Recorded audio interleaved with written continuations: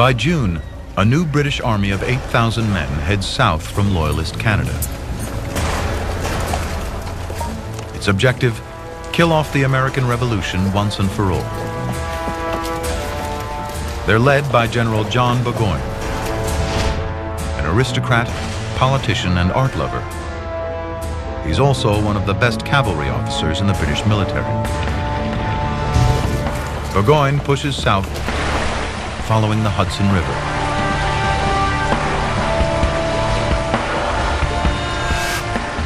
His army is like a mobile city.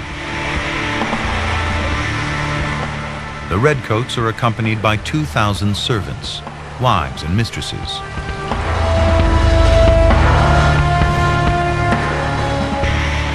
"200 supply wagons carry 84 tons of powder and shot, as well as silver and porcelain tableware for the officers' meals."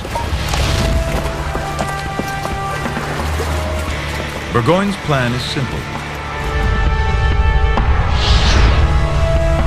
He's traveling from St. John's in Canada, 170 miles south to Saratoga, deep in the interior of the New York colony. Then he'll link up with the victorious British Army in New York City, cutting the colonies into two parts. But the American frontier becomes the British Army's worst enemy. The problem is they're in what we might call a counterinsurgency kind of campaign, where their passage through the land and the offense that they give to farmers creates enemies wherever they go. Now Washington unleashes revolutionary new tactics and a totally new type of soldier.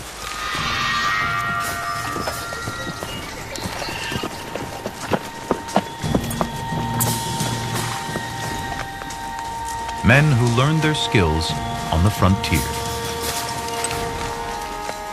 So this army came together, an army of militia, an army of woodsmen, an army of sharpshooters, and we didn't play by the rules.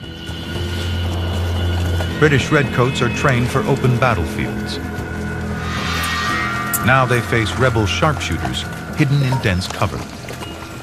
Leading them, Daniel Morgan, hard drinker, gambler, brawler, and now the colonel of an elite corps of 500 riflemen. He was a self-made man, and he was although not educated at a great school, was a smart guy, was a tough guy, and was ready and willing to step up when the time called. He was the perfect guy to show up at the perfect time. Burgoyne's route takes him through dense forest over 5 times larger than all of England.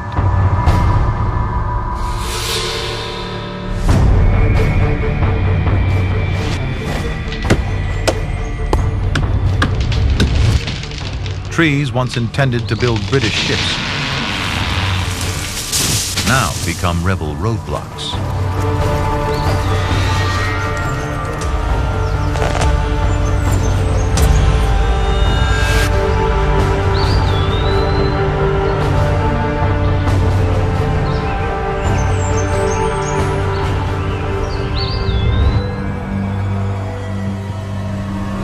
The British are sitting ducks. Their advance slows to just a mile a day. The march south becomes a 6-week nightmare. The sharpshooters know the land and have technology on their side. Morgan's men are armed with American long rifles. They're lightweight, with a slender barrel at least 40 inches long, and fire a .50 caliber shot a half-inch wide. Based on a German hunting weapon, the guns have a unique American innovation. Grooves inside the barrel that spin the shot, stabilizing it, giving it deadly accuracy.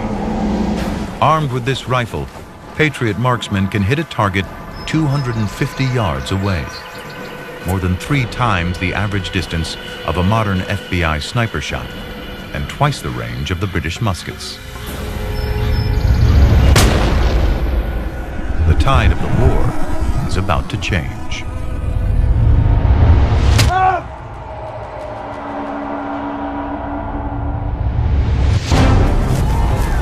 Morgan's plan: first take out Burgoyne's Native American scouts.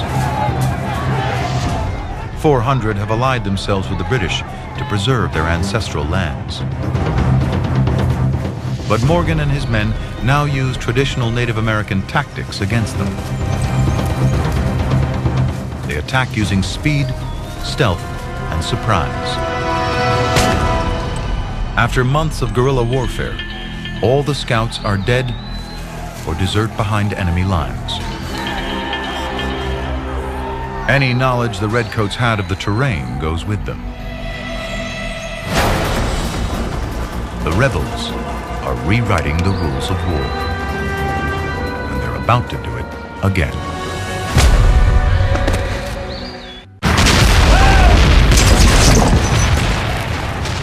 (1777). The American War of Independence is in its second year. New York and many parts of the colonies are in British hands. The rebels have been driven into the wilderness, but the fight back has begun. Patriot sharpshooters target a British army under General John Burgoyne. They've already picked off Burgoyne's Native American guides.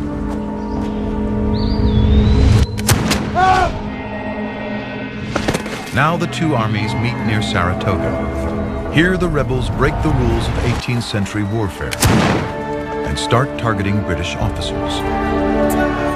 The plan: leave the foot soldiers leaderless. Your officers tended to be your most educated guy. They understood the communication line. They understood exactly what the orders were. They were the source of trying to get something done on a battle space. In Britain's 53rd Regiment, all but one of its 11 officers are killed or wounded.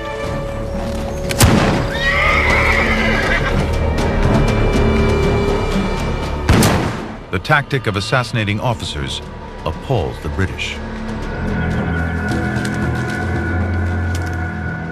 On the defensive, the British regroup under General Simon Fraser.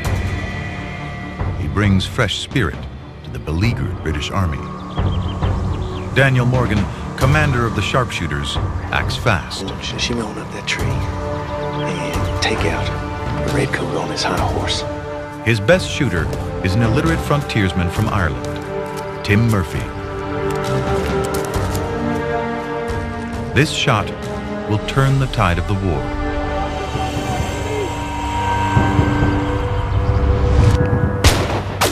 The first shot misses. This left.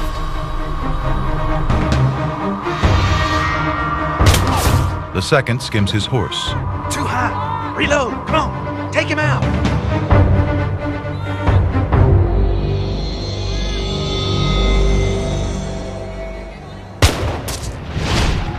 The third hits home.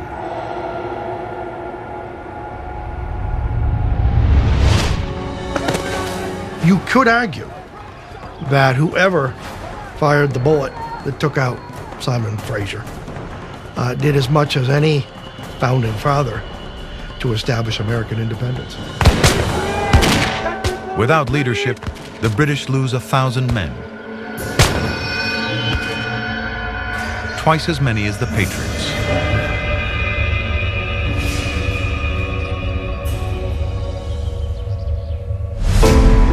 On October 17, 1777, General Burgoyne surrenders. It's a turning point.